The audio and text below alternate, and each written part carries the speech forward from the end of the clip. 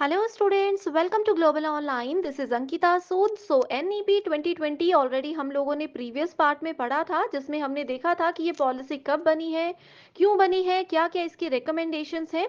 तो उन्हीं सब चीज़ों के बेस पर आज हम मोस्ट अपडेटेड क्वेश्चंस आपके लिए लेकर आए हैं, जिससे स्टूडेंट्स आपको ये क्लियर आइडिया मिल जाएगा कि नेशनल एजुकेशन पॉलिसी से कैसे सवाल पेपर में आज तक पूछे गए हैं। तो ये सेशन आप सभी के लिए बहुत ही ज़्यादा इंपॉर्टेंट है। स्टूडेंट्स, पेपर 1 में आपको हेल्प करने के लिए कंप्लीट कोर्स में लेकर आई हूँ, जहां पर आपको डेली 2 से 3 लाइव लेक्चर्स के साथ 100% सिलेबस कवर करवाने की श्योरिटी दी जाती है। इसके साथ ही आपको एक स्पेशल व्हाट्सएप ग्रुप में भी ऐड किया जाएगा, जिसमें कि आप अपने टीचर से सारे डाउट्स क्लियर कर सकते हो और आपको हर क्लास के बाद पीडीएफ भी मिल जाएगी, जिससे आपके नोट्स बनाने का समय बचेगा। और रिविजन में आपको हेल्प करने के लिए ये मॉक टेस्ट भी हम लेकर आए हैं, जो कि पेपर के लेवल के हिसाब से ही बनाए गए हैं। ये एक ऐसा कोर्स है स्टूडेंट, जो कि कम समय में पेपर 1 में 100 में से आपको 80 प्लस स्कोर करने में मदद करेगा। तो आप सभी को फ्री वीडियोस भी देखनी है तो ग्लोबल ऑनलाइन ऐप को डाउनलोड करिए। स्टोर सेक्शन पर सर्च बार में आपको लिखना है कोर्स का नाम। जैसे ही आप कंटेंट पर जाएंगे तो देखेंगे कंप्लीट कोर्सेज आपके सामने हैं। Unit wise and full syllabus mock test हम आपको देते हैं, जहां पर स्टूडेंट्स आपको यूनिट वाइज हम थियरी लेक्चर्स, पीडीएफ सब कुछ प्रोवाइड करवाएंगे, जो कि आपको पेपर में रिविजन करने में बहुत ज्यादा हेल्प करता है। आपके स्टेट्स के अलावा अदर स्टेट्स के पीवाईक्यूज भी आपको जरूर पढ़ने चाहिए, जो कि हम आपको इस कोर्स में प्रोवाइड करवाते हैं। यहाँ से आपको पता चलेगा कि अपकमिंग एग्जामिनेशन का क्या लेवल हो सकता है और किस टॉपिक में से कैसे सवाल पूछे जा सकते हैं। तो इसी के साथ ये नंबर्स पर कांटेक्ट करके आप पूरी जानकारी ले सकते हो। सो फर्स्ट क्वेश्चन है, the new education policy is based on some pillars. How many pillars does NEP 2020 have? So new education policy 2020 में लागू की गई थी, इसलिए इसका नाम NEP 2020 है। ये कुछ स्तंभों के ऊपर काम करता है एंड इसमें पूछा है कि उसके कितने स्तंभ हैं। ऑप्शंस है 5, 4, 3 एंड 8। सो करेक्ट आंसर है option number 1, that is total 5 pillars होते हैं एंड उन 5 पिलर्स के क्या नाम है ये भी एग्जाम में पूछा जाता है। सो आप देख सकते हो, सबसे पहला पिलर है एक्सेस, यानी कि आप जितने भी बच्चे हैं, जितने भी स्टूडेंट्स हैं हमारी कंट्री में, वो चाहे फिर किसी भी कास्ट के हैं, किसी भी लोकेशन के हैं, किसी भी जेंडर के हैं, किसी भी स्कूल में पढ़ते हैं, सभी को बराबर एलिमेंट्री एजुकेशन दी जाएगी। क्वालिटी एजुकेशन का एक्सेस यानी कि उनकी पहुंच सब तक रहेगी। ओके, एक अच्छी एजुकेशन की पहुंच बच्चों तक पहुंचाना, ये सबसे पहला पिलर है। दूसरा पिलर है इक्विटी। इक्विटी का मतलब हम बोल सकते हैं सिंपल भाषा में फेयरनेस, यानी कि आप चाहे किसी भी जाति प्रजाति के बच्चे हैं, आप किसी भी स्कूल में पढ़ रहे हैं, हर एक स्टूडेंट के लिए फेयर डिसीजंस यहाँ पर लिए जाएंगे। एक अच्छी एजुकेशन फेयरली सबको दी जाएगी, सबको इक्वल अधिकार यहाँ पर दिए जाते हैं। नेक्स्ट है क्वालिटी। सो क्वालिटी एजुकेशन देने के लिए ही नेशनल एजुकेशन पॉलिसी को बनाया गया है एंड ये पूरा ध्यान रखते हैं कि हर स्टूडेंट को एक क्वालिटी एजुकेशन मिले, ताकि वो फ्यूचर में भी कुछ अच्छा कर सके। Next is affordability. अफोर्डेबिलिटी का मतलब है कि पहले कहा जाता था कि एजुकेशन बहुत महंगी है, बट एनईपी 2020 ये कहता है कि एटलीस्ट 3 से 18 साल तक के बच्चों के लिए फ्री और कंपलसरी एजुकेशन दी जाए, ताकि हर बच्चा इस देश में पढ़ा लिखा हो। अकाउंटेबिलिटी का मतलब है कि एजुकेशन को बेहतर बनाने के लिए जो भी पॉलिसीज, प्रोसीजर्स फॉलो किए जाते हैं, उनको स्ट्रिक्टली ध्यान में रखा जाएगा और उस पर काम किया जाएगा। तो ये है एनईपी के 5 important pillars. In adopting a 5+3+3+4 model for school education starting at age of 3. So देखिए, NEP 2020 ने एजुकेशन का एक नया मॉडल इंट्रोड्यूस किया था, जिसका नाम था 5+3+3+4। इसमें बोला है कि बच्चों की स्कूल एजुकेशन 3 साल की उम्र से शुरू हो जाती है। आगे कहा गया है, the policy recognizes the primacy of formative years from ages of 4 to 9 in shaping the child's future.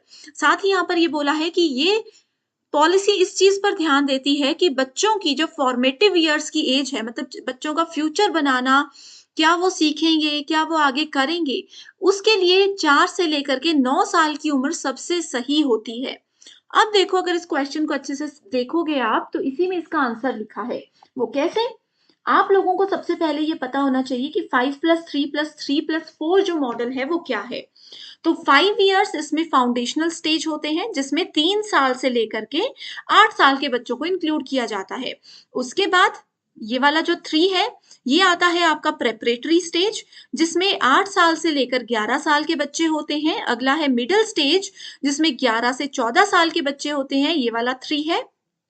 और लास्ट है सेकेंडरी स्टेज, ये 4 इयर्स का इसमें टेन्योर रहता है, जिसमें कि 14 से लेकर 18 साल के बच्चे होते हैं। तो यहाँ पर हमने लिखा है कि एज ऑफ 3 यानी कि 3 साल से स्कूल एजुकेशन शुरू होती है। यहाँ पर हम बोल रहे हैं कि 4 से होती है, तो यही गलत है इस स्टेटमेंट में। तो इसलिए ये वाला जो क्वेश्चन है वो बिल्कुल फॉल्स है, क्योंकि फॉर्मेटिव ईयर्स जो होते हैं वो 3 से 8 साल के बीच में होते हैं, जिसमें एक चाइल्ड का फ्यूचर हम शेप कर सकते हैं, उसको डेवलप कर सकते हैं। सो सही आंसर है ऑप्शन नंबर 2। यहाँ पर अगर 3 to 8 लिखा होता तो ये क्वेश्चन सही था। Next is according to National Education Policy 2020, assessment of learners include। So देखिए, मूल्यांकन हमने टीचिंग एप्टीट्यूड में पढ़ा है कि स्टूडेंट्स का मूल्यांकन करना बहुत जरूरी होता है। तो किन किन बेसिस पर, किन किन चीजों को ध्यान रखते हुए एनईपी कहता है कि स्टूडेंट्स का मूल्यांकन हमें करना चाहिए। ऑप्शंस है कॉग्निटिव, मैंने आपको बताया है कॉग्निटिव का मतलब होता है मेंटल एबिलिटीज। ठीक है, किसी की मेंटल एबिलिटीज, वो सोशली कैसे हैं, बाहर कैसे हैं, लोगों से कैसे मिलते हैं, स्पिरिचुअल डोमेन यानी कि धर्म से कितना जुड़े हैं। तो इन बेसिस पे आप क्या किसी बच्चे का असेसमेंट कर सकते हो, नहीं कर सकते हो। ठीक है, दूसरा है physical and psychological domains. So psychological domains तो इंपॉर्टेंट होते हैं, बट फिजिकल डोमेन्स ही हम ये नहीं जान सकते एग्जैक्टली कि बच्चा किस लेवल पर नॉलेज गेन कर सकता है। नेक्स्ट है cognitive and physical domain. So cognitive domain, mental health तो किसी की भी जरूरी होती है, बट फिजिकल डोमेन को यहाँ पर इतना इंपॉर्टेंस नहीं दिया जाता, तो ये क्वेश्चन भी गलत है। लास्ट ऑप्शन है cognitive, affective and psychomotor domain. तो ये तीनों डोमेन कहाँ है? ये तीनों डोमेन हमने ब्लूम्स टेक्सोनॉमी में पढ़े हैं, ब्लूम के वर्गीकरण में पढ़े हैं। ब्लूम ने कहा था कि किसी भी व्यक्ति का संज्ञानात्मक, भावनात्मक और मनोप्रेरणा क्षेत्र जानना बहुत जरूरी है उनकी असेसमेंट के लिए, उनका लेवल जानने के लिए। तो सही आंसर है यहाँ पर ऑप्शन नंबर 4। नेक्स्ट क्वेश्चन है NEP 2020 is there for the realisation of the goal of. So कौन से लक्ष्य की प्राप्ति के लिए एनईपी 2020 को इंट्रोड्यूस किया गया था? Skill India mission, Beti Bachao Beti Padhao, बिल्कुल भी नहीं, क्योंकि एजुकेशन से जुड़ा हुआ नहीं है इतना ज्यादा, एनईपी से जुड़ा हुआ नहीं है। मतलब education for all ages mission, इस नाम का कोई मिशन है ही नहीं। ठीक है, सो ये वाला ऑप्शन भी गलत है, ये भी गलत है, तो सही आंसर आ गया option number 1, skill India mission. NEP 2020 यही कहता है कि इंडिया में जितने भी बच्चे हैं, जितने भी लोग हैं, वो स्किल्ड होने चाहिए। कौशल भारत मिशन एनईपी के साथ जुड़ा हुआ है।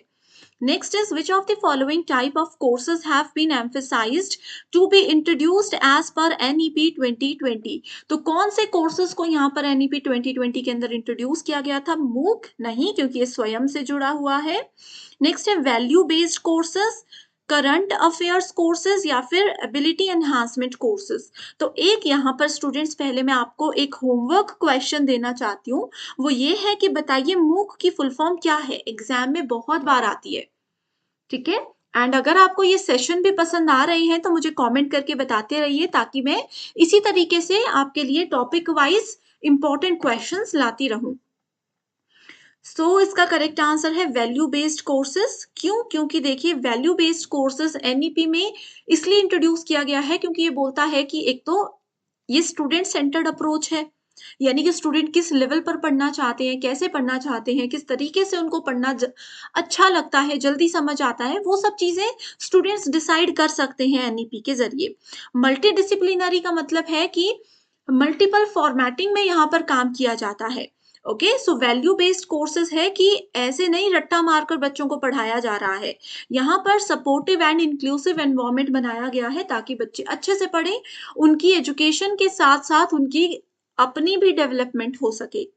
नेक्स्ट है according to NEP 2020 what is the full form of ECCE.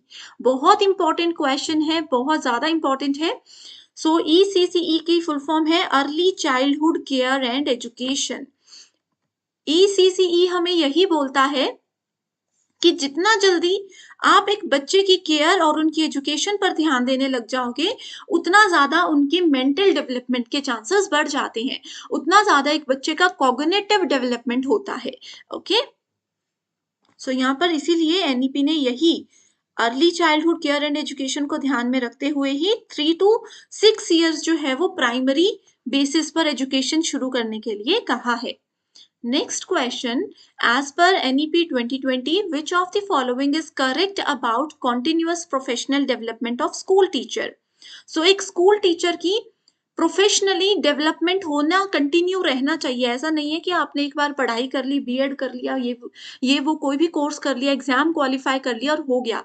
NEP 2020 बोलता है कि एज अ टीचर आपको अपनी प्रोफेशनल डेवलपमेंट के लिए लगातार पढ़ाई करते रहनी चाहिए। तो उसके अंडर एक पॉलिसी बनाई गई है जो कहती है कि every school teacher requires minimum 50 hours of continuous professional development per year, कि हर स्कूल में जो भी टीचर है मिनिमम उनको अपनी प्रोफेशनल ग्रोथ, प्रोफेशनल डेवलपमेंट के लिए साल में 50 आवर्स यानी कि 50 घंटे का एक कोर्स करने की जरूरत है, एक प्रोफेशनल डेवलपमेंट का सेशन लेने की जरूरत होती है। ठीक है, तो ये 50 आवर्स आपको याद रखने हैं एंड ये सिर्फ स्कूल टीचर्स के लिए ही है।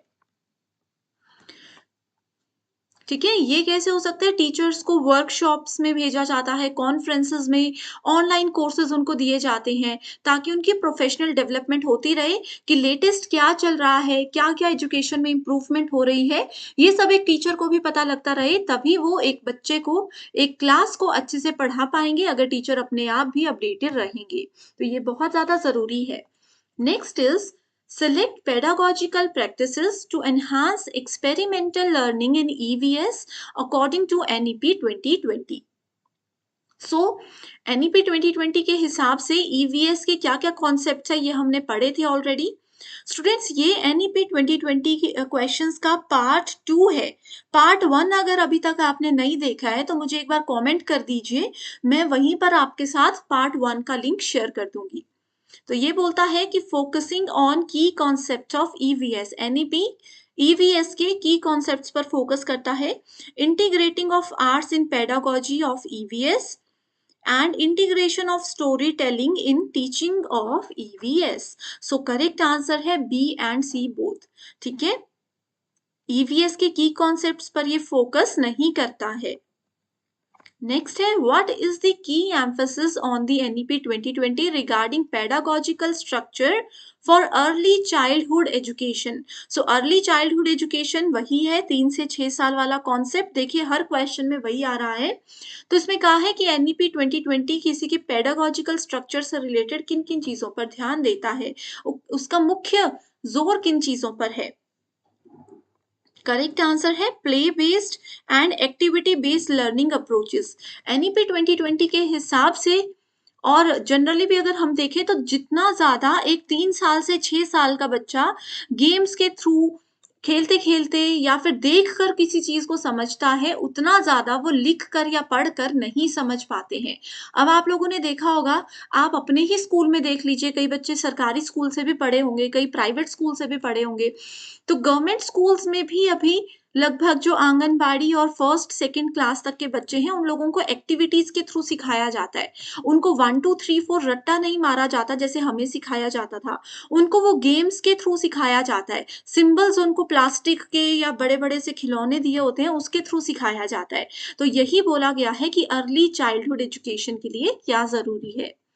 नेक्स्ट क्वेश्चन इज स्टेटमेंट 1 बोलती है NEP 2020 states universities from among top 100 in the world will be able to set up campuses in India. तो एनईपी 2020 ने अभी रिसेंटली ये बोला है कि टॉप 100 यूनिवर्सिटीज जो भी हैं पूरे वर्ल्ड में, वो इंडिया में अपने कैंपसेस सेटअप कर सकती हैं। इस चीज की परमिशन उनको दी गई है। स्टेटमेंट 2 बोलती है NEP proposes the extension of right to education to all children up to the age of 18। तो इसमें ये देखिए ये वाला स्टेटमेंट सही है। और दूसरी स्टेटमेंट भी बोला है कि हर एक बच्चे को शिक्षा का पूरा अधिकार है और 18 साल तक के बच्चे को जरूर एजुकेशन लेनी चाहिए। ये हमने क्वेश्चन नंबर 1 में ही पढ़ा था।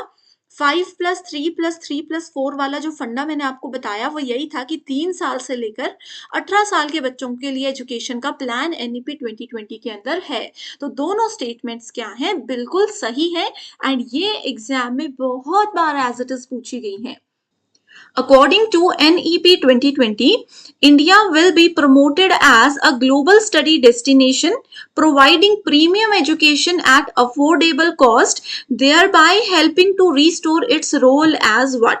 सो सिंपल लैंग्वेज में समझाती हूँ। इसमें बोला है कि नेशनल एजुकेशन पॉलिसी 2020 के हिसाब से इंडिया में एजुकेशन सिस्टम को एक ग्लोबल स्टडी डेस्टिनेशन बनाने का ड्रीम रखा गया है, यानी कि इंडिया के बच्चे के अलावा बाहर देश विदेश से भी काफी सारे स्टूडेंट्स आए और यहाँ पर अपनी पढ़ाई करें, और ये एजुकेशन जो है वो अफोर्डेबल होनी चाहिए, यानी कि कॉस्ट इफेक्टिव होनी चाहिए, बहुत महंगी नहीं होनी चाहिए। और ऐसा करने से इंडिया की एजुकेशन के सिस्टम में एक भूमिका मिल जाएगी, एक नेम मिल जाएगा, जिसका नाम क्या होगा? ऑप्शंस है इकोनॉमिक पावर, नॉलेज इकोनॉमी, विश्व गुरु या फिर शिक्षा गुरु। सो इस क्वेश्चन का करेक्ट आंसर है विश्व गुरु। इंडिया को विश्व गुरु बनाने का एक एम रखा है, एक ड्रीम रखा गया है नेशनल एजुकेशन पॉलिसी के अंदर, एंड ये विश्व गुरु का टैग इंडिया को एजुकेशन सिस्टम को देने के लिए बहुत सारे प्रपोजल्स भी सामने आए हैं, जैसे कि इंडिया में रिसर्च फाउंडेशन, बहुत सारे नेशनल रिसर्च फाउंडेशन और बहुत सारे इनोवेशंस इसमें रखे गए हैं ताकि रिसर्च को बेहतर बनाया जाए और बहुत सारे बच्चे बाकी के कंट्रीज से भी रिसर्च के लिए इंडिया में आए। आगे है इंटरनेशनलाइजेशन, इसका मतलब तो आप सबको पता ही है, ठीक है, वही बात है कि इंटरनेशनल लेवल पर एक हायर एजुकेशन सिस्टम इंडिया में होना चाहिए। डेवलपिंग वर्ल्ड क्लास यूनिवर्सिटीज, तो इसमें ये बोला है कि ऐसी यूनिवर्सिटीज बनाई जाएंगी, ऐसा हायर एजुकेशन का सेटअप किया जाएगा कि हर एक स्टूडेंट के लिए हेल्पफुल होगा, उनके करियर के पॉइंट ऑफ व्यू से भी, उनके नॉलेज के पॉइंट ऑफ व्यू से भी।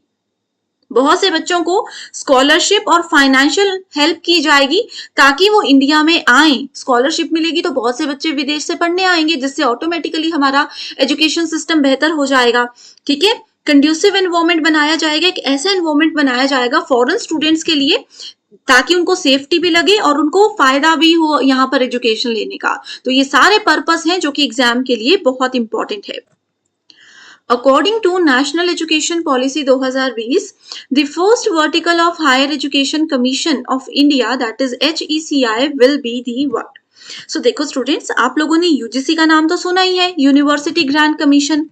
यूजीसी को अभी एनईपी 2020 के अंदर हटा देने की रिकमेंडेशन किया गया है कि यूजीसी को हटा दो, इसकी जगह एक अम्ब्रेला टर्म इंट्रोड्यूस कर दो जिसका नाम होगा HECI, higher education commission of India. HECI को आगे 4 वर्टिकल्स में डिवाइड किया गया है। 4 वर्टिकल्स में से आपसे फर्स्ट वर्टिकल का नाम यहाँ पर पूछा है, तो फर्स्ट वर्टिकल, सेकंड वर्टिकल, इनके नाम आपको याद होना जरूरी है। इन वर्टिकल्स का मेन काम क्या है ये आपको पता होना जरूरी है। तो फर्स्ट वर्टिकल का नाम है NAC, no, national education regulatory council. देखिए NAC क्या है, ये है हमारे पास सेकेंड वर्टिकल।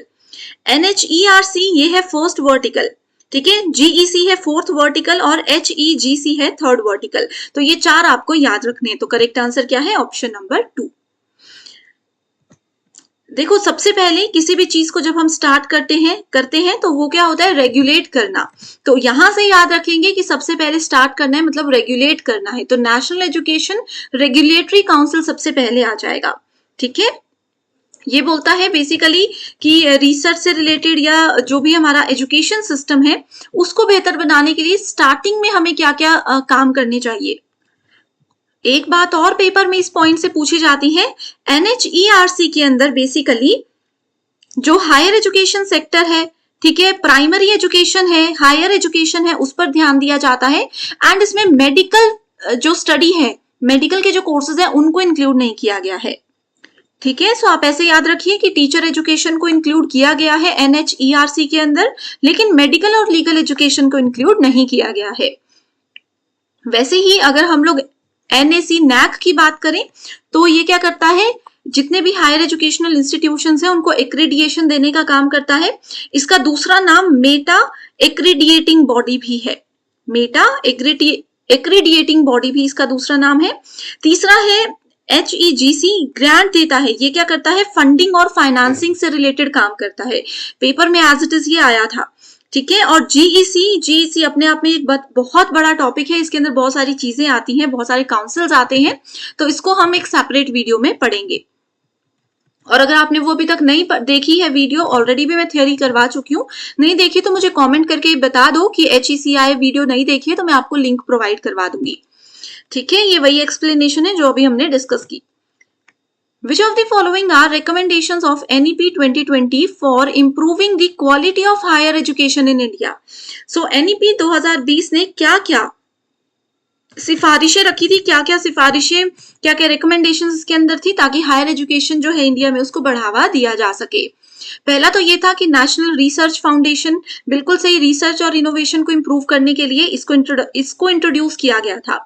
दूसरा है accreditation of all higher educational institutions, बिल्कुल सही है, ठीक है। जितने भी हायर एजुकेशन इंस्टीट्यूशंस हैं उनको एक्रीडिएशन देना, किसी यूनिवर्सिटी को A+ दिया है, किसी को B+ दिया है, किसी को A दिया है, B दिया है, ऐसे क्रेडिट देना।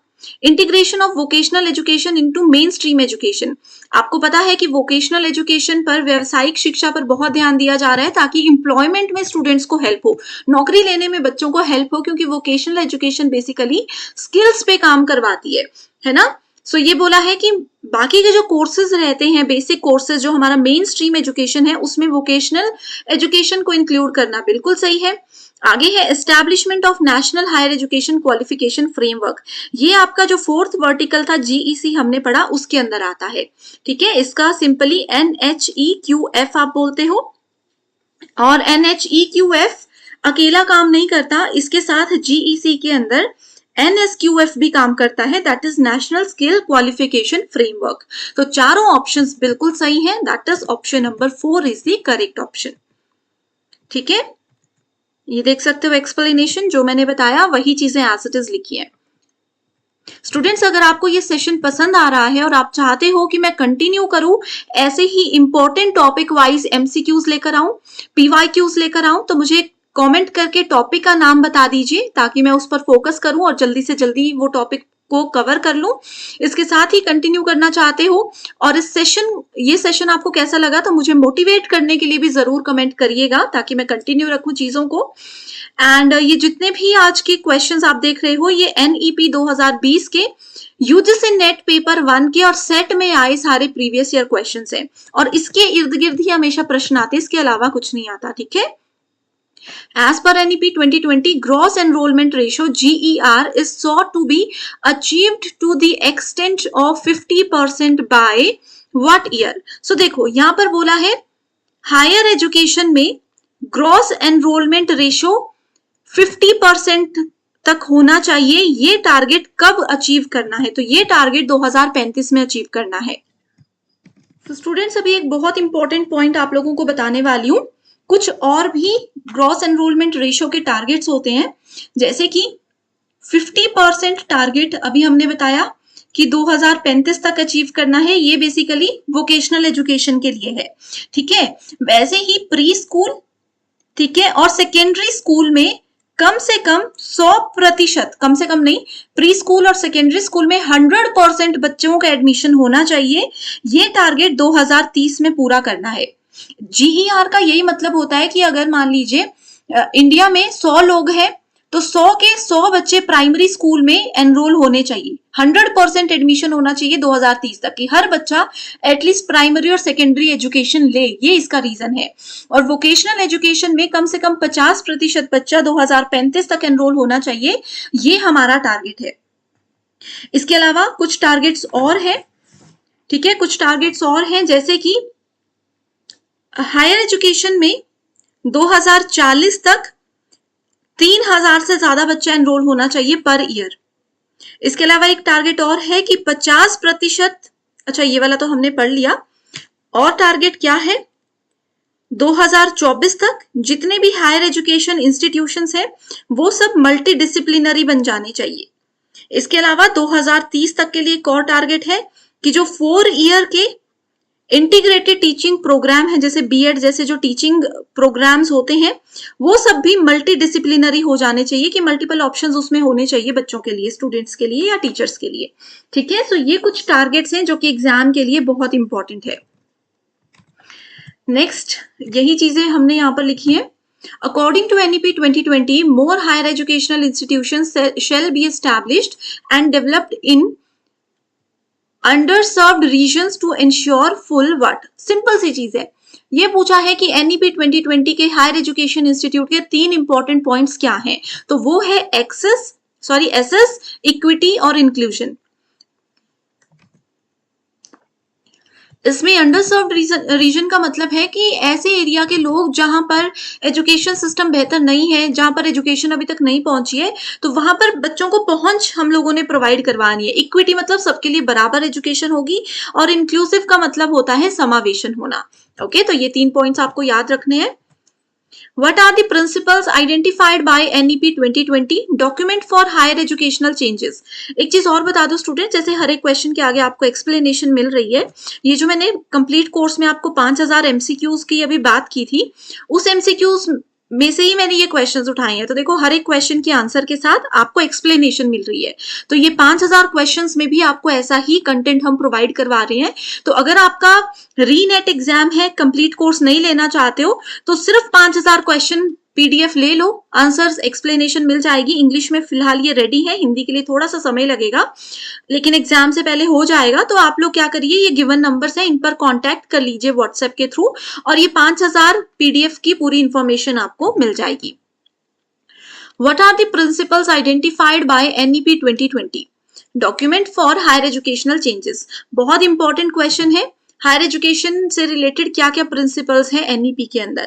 Strict separation between arts and science. So ये बोल रहा है कि आर्ट और साइंस के बच्चों में और हर एक चीज में बहुत ज्यादा स्ट्रिक्ट सेपरेशन होगा, दोनों अलग अलग लेवल पर चलेंगे। तो ये बिल्कुल गलत है। ये तो बोल रहा है एनईपी की सब सब्जेक्ट्स को बराबर की अहमियत दी जाएगी। ठीक है, education as a private service, education को प्राइवेट सर्विस बना दिया जाएगा, तो फिर सरकार जो इतने सारे इनिशिएटिव्स ले रही है बेहतर बनाने के लिए, उसका क्या मतलब है? तो ये भी गलत है। डेवलपमेंट ऑफ मल्टी डिसिप्लिनरी, बिल्कुल सही है। बहुविषयकता, बहुविषयकता में अब एक सबसे बड़ा एग्जाम्पल मैं बताती हूँ। पहले नॉन मेडिकल में जैसे हमें पता होता था कि हमारे पास सब्जेक्ट है physics, chemistry, math, then computers होता था और इंग्लिश होता था, है ना। अभी मल्टी डिसिप्लिनरी में ये है कि नॉन मेडिकल जैसा कुछ चीज नहीं है। मेरा काम है, मैं फिजिक्स, केमिस्ट्री, मैथ के साथ साथ इकोनॉमिक्स पढ़ना चाहती हूँ, मैं हिस्ट्री पढ़ना चाहती हूँ, तो ये मल्टी डिसिप्लिनरी है कि मैं अपनी चॉइस के अलग अलग सब्जेक्ट्स को सिलेक्ट कर सकती हूँ। ठीक है, सो ये एक बहुत अच्छा एक पॉजिटिव इनिशिएटिव एनईपी के अंदर लिया है। तो ए और बी तो गलत है, ए भी गलत है, बी भी गलत है, यहाँ पर भी बी है तो गलत हो गया, यहाँ पर भी बी नहीं है तो गलत हो गया, ए भी नहीं है, गलत हो गया। ठीक है, सो करेक्ट आंसर पर हम ऑटोमेटिकली पहुंच गए, दैट इज ऑप्शन नंबर 3। यही चीज मैं आपको सिखाती हूँ, राइट, कि एलिमिनेट करो। एक ऑप्शन पढ़ो, गलत है तो यहां से उसको डिलीट कर दो, दूसरा पढ़ो, गलत है तो यहां से डिलीट कर दो। अपने आप बाकी के ऑप्शंस पढ़े बिना ही सही उत्तर तक पहुंच जाओगे, ऐसे आपका समय बहुत बचेगा पेपर में। According to NEP 2020, all higher education institutions shall aim to become multidisciplinary। अभी मैंने आपको बताया मल्टीडिसिप्लिनरी होंगे कब तक? 2040 तक। तो ये 5-6 पॉइंट्स ऐसे थे जो मैंने बताए, वही पेपर में आए हैं। The aim of NEP is to increase GER in higher education, vocational education। देखो vocational education 26.3% थी 2018 में, अब इनका टारगेट है कि 50% हो जाए 2035 तक। ठीक है, यहाँ पर वोकेशनल की बात की गई थी, ध्यान रखना है। अगर प्री स्कूल या फिर सेकेंडरी स्कूल लिखा होता तो उनका टारगेट क्या था? 100% होना चाहिए 2030 तक। एक्सप्लेनेशन आराम से आप वीडियो को पॉज करके देख सकते हो, मैं जो एक्सप्लेन कर रही हूँ वही चीजें हैं। According to NEP 2020, teaching and learning of Indian languages need to be integrated with school and higher education at every level। So देखो मल्टीलिंगुअलिज्म की बात की है हम लोगों ने, ऑलरेडी ये भी पढ़ा है कि एनईपी अब बोल रहा है कि एटलीस्ट 5th क्लास तक स्कूल और हायर एजुकेशन तक अपनी मदर टंग में, जो अपनी रीजनल लैंग्वेज है, उसमें भी बच्चों को पढ़ाया जाना चाहिए। तो वही चीज यहाँ पर बोली है कि टीचिंग और लर्निंग जो है इंडियन लैंग्वेजेस में नीड टू बी इंटीग्रेटेड, उसको स्कूल और हायर एजुकेशन में हर लेवल पर जोड़ देना चाहिए। That is absolutely true statement. अगला है UNESCO has declare 220 Indian languages as endangered. ये बोल रहा है कि यूनेस्को ने बोल दिया कि भाई 220 इंडियन भाषाएं जो है वो लुप्त होने वाली हैं या हो चुकी हैं। तो ये बिल्कुल गलत स्टेटमेंट है। ओके, ऐसा कुछ भी स्टेटमेंट नहीं है। ठीक है, according to NEP 2020, what percentage of learners of schools of higher education system shall have exposure of vocational education by 2025? So vocational का एक टारगेट हमने 2030 तक देख लिया था, ठीक है, सॉरी 2035 तक देख लिया था, जो कि था 50%। इसके अलावा यहाँ पर बोला है कि 2025 तक कितना टारगेट है, तो वो अगेन 50% ही है। यहां पर स्टूडेंट्स थोड़ा सा गड़बड़ हो गई है क्वेश्चन में, ठीक है, 2025 नहीं होगा, मुझसे मिस प्रिंट हो चुका है, आप लोग इसको करेक्ट कर लीजिए, 2035 ही है, ठीक है, 2035 ही है यहाँ पर ईयर।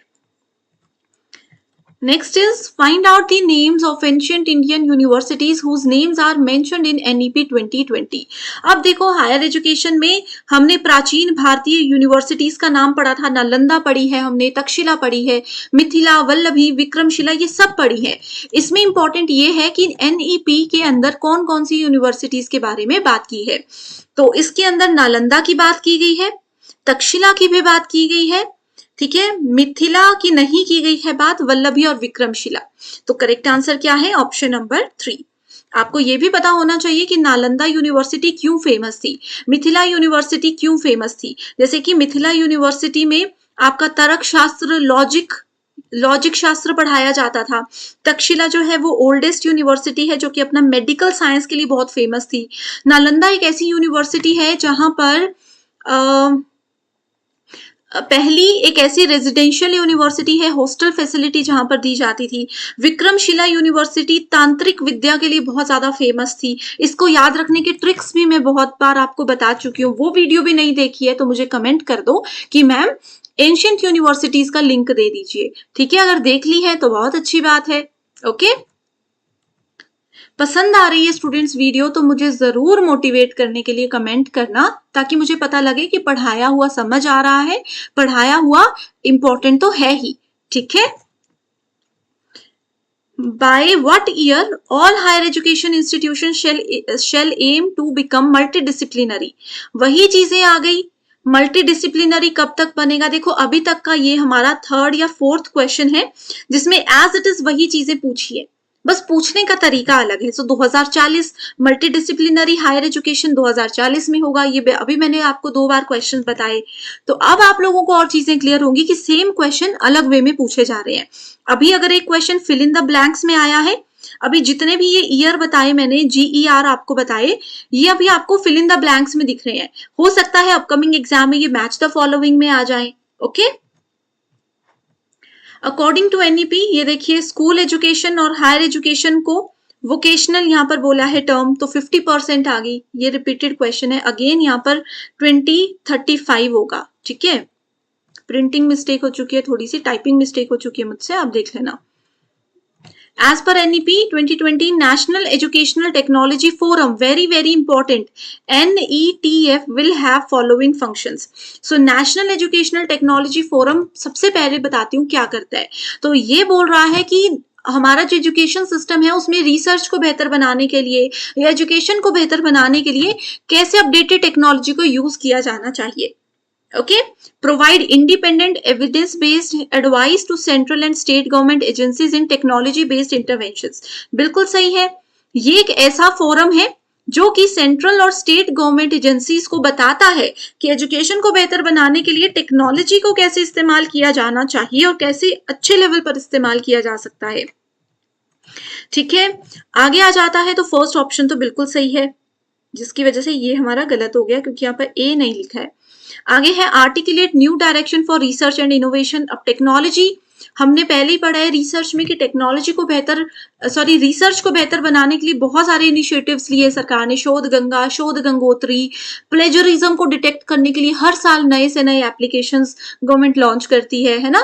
तो डायरेक्शन एक देना है रिसर्च और इनोवेशन के लिए, उसको भी टेक्नोलॉजी के साथ रिलेट करना भी NETF का काम है। ठीक है, सो बी भी होगा। यहाँ पे देखिए तीनों ऑप्शंस हमने जो सिलेक्ट किए थे, ए और बी दोनों में था, तो वैसे बी को हमें पढ़ने की जरूरत भी नहीं थी। आगे है envision strategic thrust area in educational technology domain. तो स्ट्रेटेजिक थ्रस्ट क्या होता है? ये होता है रणनीतिक जोर। ठीक है, कि यहाँ पर थोड़ा सा एक अच्छी रणनीति बनाकर एजुकेशनल टेक्नोलॉजी को फोकस करना चाहिए। बिल्कुल सही है। तो ए बी सी, यहाँ पर सी नहीं है, इसको भी डिलीट कर देते हैं। Develop curriculum for technical courses. अब देखो इतनी बड़ी एजेंसी बनाई है NETF, इसका काम किसी कॉलेज के लिए करिकुलम बनाना तो नहीं हो सकता।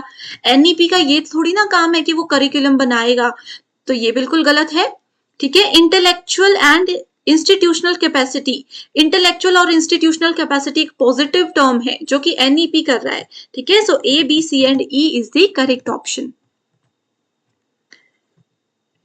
The NEP 2020 prioritize the increase of GER preschool and secondary school 100% by 2030। ठीक है, ओके, सो वर्टिकल्स के नाम अभी मैंने आप लोगों को बताए थे, उसी में से क्वेश्चन आप लोगों से पूछा गया है। The second vertical of higher education commission of India will be meta accrediting body, जिसका नाम नेशनल एक्रेडिएशन काउंसिल है। ठीक है, in the long run it is envisaged that accreditation will become a binary process as per extant global practice।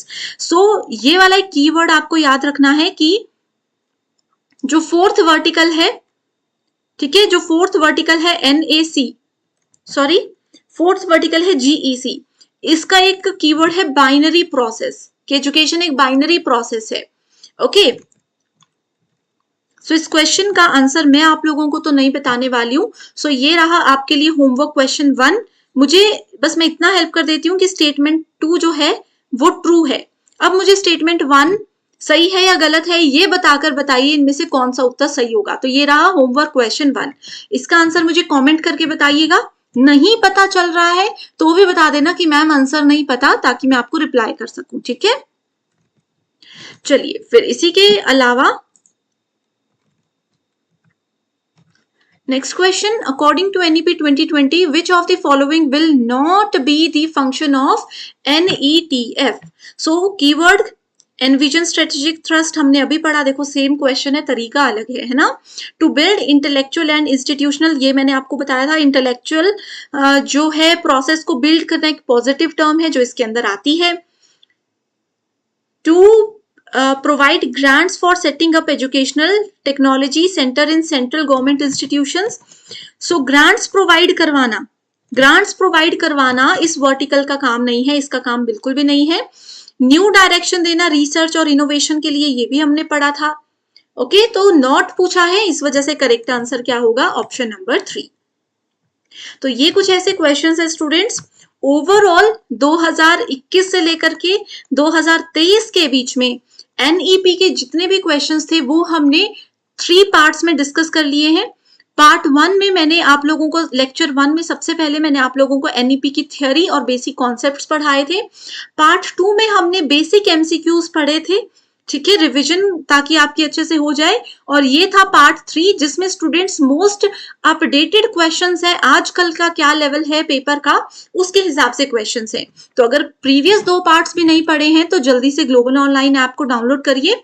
यहाँ पर course का नाम लिखिए, UGC नेट या सेट जो भी आपका कोर्स है, वहां पर अंकिता सूद, ठीक है, मेरा नाम अंकिता सूद है, मेरे नाम से आप लोगों को कोर्स मिलेगा। यूनिट नंबर 10 हायर एजुकेशन में जाइए और फिर उस टॉपिक के सारे, इस टॉपिक के सारे वीडियोस आपको वहां पर और PDF भी मिल जाएंगे। ठीक है, तो चलिए फिर एंड करते हैं सेशन को। मैं उम्मीद करती हूँ आपको बहुत पसंद आया होगा और हर एक चीज समझ आई होगी। कहीं भी कंफ्यूजन है तो मुझे बता सकते हो, एंड पसंद आया है तो कमेंट करके जरूर बताइएगा। सो एंड करते हैं आज का session. Thank you so much everyone and all the best.